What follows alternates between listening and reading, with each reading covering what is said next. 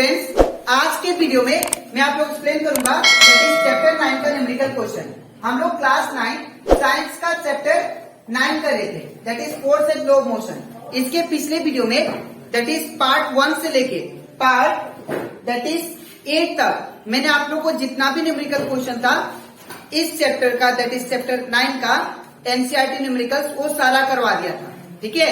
और इसी के साथ साथ मैंने आप लोगों को चैप्टर 9 का हर एक टॉपिक डिटेल में मैंने एक्सप्लेन किया है। तो अगर आपको सारा टॉपिक वो सारा न्यूमेरिकल क्वेश्चन अच्छे से सीखना है तो आप लोग उसको मेरे यूट्यूब चैनल में जाके देख सकते हो, ठीक है। इसी के साथ साथ अभी तक हम लोग क्लास 9 साइंस का chapter 1, chapter 2, chapter 3, chapter 4, chapter 3 and chapter 8 और चैप्टर 8 का न्यूमेरिकल क्वेश्चन उसमें का हर एक टॉपिक मैंने डिटेल में एक्सप्लेन किया, ठीक है। और चैप्टर 8 का न्यूमेरिकल क्वेश्चन भी एनसीईआरटी का वो सारा एक्सप्लेन किया है। तो अगर आपको सारा टॉपिक वो सारा न्यूमेरिकल क्वेश्चन अच्छे से सीखना है तो आप लोग उसको मेरे यूट्यूब चैनल में देख सकते हो, ठीक है। तो स्टार्ट करते हैं आज का क्लास। यहाँ पे हम लोग को बोला गया है क्वेश्चन में that is an automobile vehicle has a mass of 1500 kg। एक व्हीकल है जिसका मास आपको कितना दिया गया है 1500 kg, ठीक है। What must be the force between the vehicle and road if the vehicle is to be stopped? तो कितना फोर्स लगेगा कि एक व्हीकल है जो कि 1500 kg का है, ठीक है। तो दैट इज हम लोग को कितना फोर्स लगेगा ताकि वो व्हीकल क्या हो जाए, रुक जाए। अगर एक व्हीकल 1500 kg का है तो हम लोग कितना फोर्स लगाए ताकि वो व्हीकल रुक जाए। क्यों रुक जाए? बिकॉज वो चल रहा था कितना एक्सेलरेशन से, दैट इज 1.7 मीटर पर सेकेंड स्क्वायर से, ठीक है। लेकिन वो उल्टा डायरेक्शन में चल रहा था। जैसे कि मैं बता रहा हूं, जैसे सपोज ये सपोज रेलवे ट्रैक हो गया, ठीक है। और ये रेलवे ट्रैक का इंजन हो गया, सपोज यहाँ पे एक इंजन लग गया, ठीक है। तो यहाँ पे जब ट्रेन रुकता है ना, जब ट्रेन अचानक से रुकता है तो आप लोग फील करना, आप लोग देख भी सकते हो ये ट्रेन क्या होता है, पीछे की तरफ थोड़ा मूव होता है, थोड़ा स्लाइड, ठीक है। तो जब पीछे की तरफ मूव होता है तो उसको हम लोग क्या बोलते हैं, उसको बोलते हैं रिटार्डेशन, जो कि मैंने आप लोगों को चैप्टर 8 में पढ़ाया था, ठीक है। और we can say negative acceleration. तो सेम सिचुएशन यहाँ पे हो रहा है, ये रोड हो गया और यहाँ पे वो व्हीकल हो गया जो कि 1500 kg का है। ये 1500 kg का व्हीकल पीछे की तरफ मूव हो रहा था, ठीक है। कितना एक्सेलरेशन से, 1.7 मीटर पर सेकेंड स्क्वायर से, ठीक है। तो जब ये पीछे की तरफ मूव हो रहा था तो मैं यहाँ पे इस जो हमारा व्हीकल है, व्हीकल के ऊपर मैं कितना फोर्स लगाऊं ताकि वो रुक जाए, ठीक है, वो हमें निकालना। तो कैसे निकालेंगे आप लोग ध्यान से देखिए। सबसे पहले गिवन मास हम लोग कितना दिया गया है, m equal to that is 1500 kg, ठीक है। और हमें क्या दिया है, नेगेटिव एक्सेलरेशन, ठीक है, नेगेटिव एक्सेलरेशन इक्वल टू कितना, माइनस 1.7 मीटर पर सेकेंड स्क्वायर, ठीक है। अब हम लोग को फाइंड क्या करना है, हम लोग को ये फाइंड करना है कि जब ये व्हीकल जो 1500 kg का है जब ये पीछे की तरफ आ रहा था तो कितना फोर्स लगाऊं इसके ऊपर ताकि वो रुक जाए, ठीक है। तो यहाँ पे हम लोग को फोर्स फाइंड करना है, एफ हम लोग को फाइंड करना है। तो हम लोग जानते हैं according to Newton second law, according to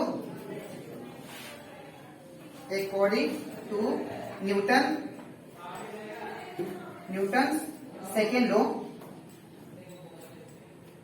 F equal to क्या होता है, M, force is equal to mass multiply by acceleration, ठीक है।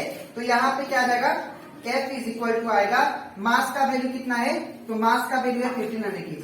यहाँ पे 1500 कुछ नहीं मतलब इंटू ए का वैल्यू कितना है, तो ए का वैल्यू हम लोग को दिया गया है दैट इज ए का वैल्यू ये वाला 1.7 मीटर पर सेकेंड।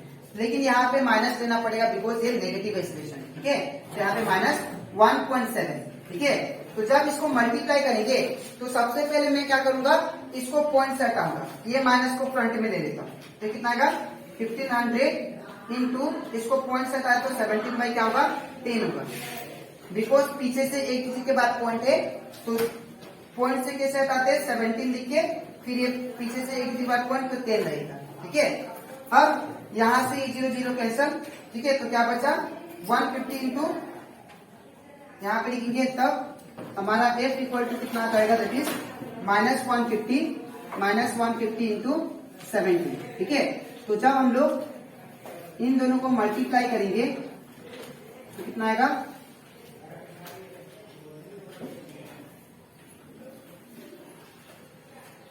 -245। तो ये कितना आ गया, f इक्वल टू -245 और ये 0 न्यूटन। तो दैट मीन्स हम लोग जब फ्रिक्शनल फोर्स कितना लगेगा ताकि व्हीकल रुक जाए, दैट इज 245 2450 न्यूटन। ठीक है, तो आई होप आपको ये भी कंसेप्ट अच्छे से क्लियर हो गया होगा। ठीक है, ये तो अब इसके नेक्स्ट स्लाइड में मैं आप लोग को जो बचा है न्यूमेरिकल क्वेश्चन वो कराऊंगा। ठीक है, तो इसके बाद हम लोग करते हैं नेक्स्ट न्यूमेरिकल, जो कि पेज नंबर 129 से दिया गया है। ये जो है क्वेश्चन नंबर 16 है।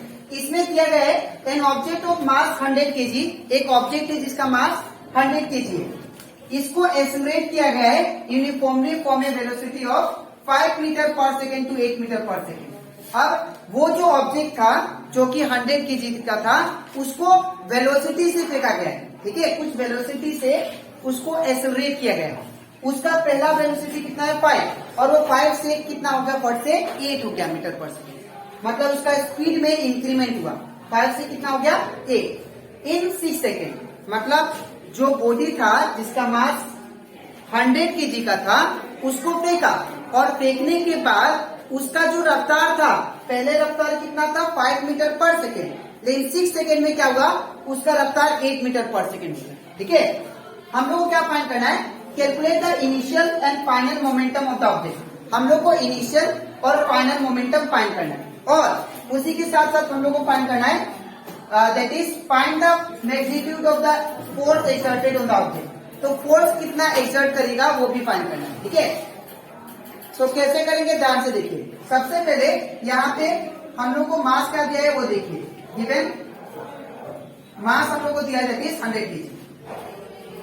ठीक है, और हम लोग को इनिशियल, यहाँ पे इनिशियल और फाइनल, सॉरी यहाँ पे जो स्टार्टिंग वाला वेलोसिटी होता है, ठीक है, स्टार्टिंग वाला जो वेलोसिटी होता है वो क्या होता है, दैट इज इनिशियल होता है। ठीक है, तो इनिशियल मतलब u का वैल्यू कितना दिया है, दैट इज 5 मीटर पर सेकेंड।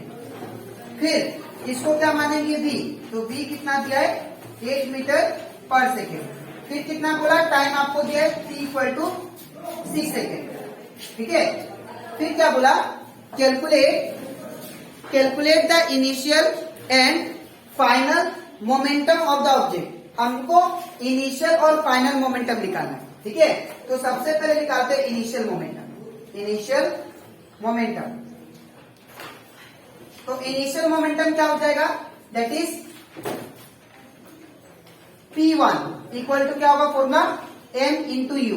ठीक है, अब यहाँ पे u क्या होगा, इनिशियल वेलोसिटी। अगर इनिशियल मोमेंटम है तो हम लोग इनिशियल वेलोसिटी लेंगे। ठीक है, तो यहाँ पे मास कितना दिया आप लोग को 100, और यहाँ पे u दैट इज वेलोसिटी कितना दिया 5, तो ये कितना आ गया, दैट इज 500, और इसका यूनिट क्या होगा मोमेंटम का, केजी मीटर पर सेकेंड। ठीक है, अब हम लोग निकालते हैं इसका फाइनल मोमेंटम। तो therefore final momentum that is P2, ये कितना आएगा, that is final momentum P2। तो हम लोग यूज करेंगे फॉर्मूला m इंटू v। ठीक है, अब दैट इज v की यूज किया बिकॉज ये फाइनल वेलोसिटी, अगर फाइनल मोमेंटम निकाले तो फाइनल वेलोसिटी यूज करेंगे। ठीक है, अब यहाँ पे तो P2 का वैल्यू कितना आएगा, m का वैल्यू कितना है आप लोग को देखिए 100 केजी, तो m के जगह पे 100 इंटू वेलोसिटी कितना है, दैट इज 8, तो यहाँ पे कितना होगा 8, तो कितना हो गया 800 केजी मीटर पर सेकेंड। ये आपका मोमेंटम का यूनिट है। ठीक है, तो ये आ गया P2 का वैल्यू। अब मुझे क्या निकालना है, फोर्स का वैल्यू। ठीक है ना, तो देयरफॉर हम लोग जानते हैं according to Newton second law, according to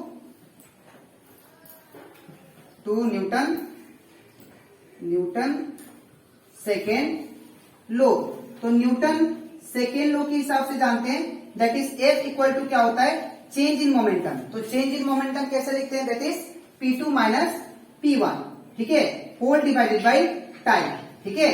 तो F इक्वल टू क्या होगा, यहाँ पे देखिए आप लोग P2 का वैल्यू कितना दिया 800, तो यहाँ पे क्या होगा 800 माइनस P1 का वैल्यू कितना 500, तो यहाँ पे कितना होगा 500 डिवाइड बाई टाइम कितना, टाइम क्या है 6, तो यहाँ पे कितना होगा 6। तो F इक्वल टू क्या होगा, 800 में से 500 गया तो ये बचेगा 300 और नीचे 6, तो 6 5 या 30 और ये 0 का 0, मतलब 650 या कितना होगा 300। तो F इक्वल टू कितना आ गया 50 न्यूटन, मतलब कितना फोर्स लग रहा है 50 न्यूटन का, ठीक है। तो आई होप आपको ये भी न्यूमेरिकल अच्छे से क्लियर हो गया होगा, ठीक है। तो आज के वीडियो में मैंने आप लोगों को दो न्यूमेरिकल समझाया, पेज नंबर 128 का और 129 का, ठीक है। तो यहां से मैंने चैप्टर 9 का न्यूमेरिकल क्वेश्चन जो भी इंपॉर्टेंट था वो मैंने आप लोगों को करवा दिया एनसीईआरटी का, ठीक है। अब इसके नेक्स्ट वीडियो में मैं आप लोगों को चैप्टर 10 स्टार्ट करूंगा, दैट इज ग्रेविटेशन, जो कि बहुत इंपॉर्टेंट है आप लोग का एग्जाम के लिए। तो अगर आपको ग्रेविटेशन चैप्टर 10 अच्छे से सीखना है तो आप लोग इसका नेक्स्ट वीडियो के लिए वेट कीजिए, ठीक है। तो आज के लिए इतना ही, मिलते हैं नेक्स्ट वीडियो में।